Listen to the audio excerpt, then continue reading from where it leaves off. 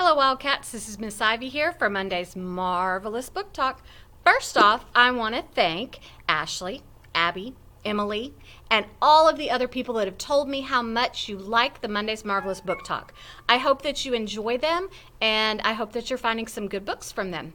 So today I am sharing with you how Lunchbox Jones saved me from Robots, Traitors, and Missy the Cruel. So kind of a long title. This was a previous Lone Star book, so some of you may have read it.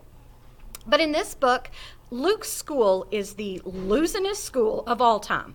And he's completely okay with that because he would rather be at home playing video games. But then his dad makes him join the robotics club. He has no intention of participating in this robotics club. He is completely fine just sitting in the back. I mean, what could possibly happen because it is the losinest school? But in the process, he comes across some characters. Somebody that chews on sunflower seeds all day long. Jacob and Jacob, who are not twins, but they might as well be. And his big bully, Missy.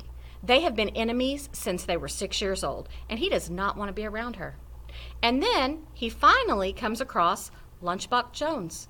But then they figure out that him and Lunchbox Jones actually have a lot more in common than they think. This book is full of laughs and great for any reader.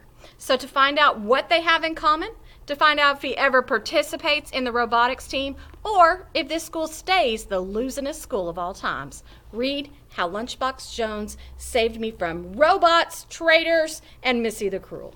This is Miss Ivy coming at you from your Wayside Library.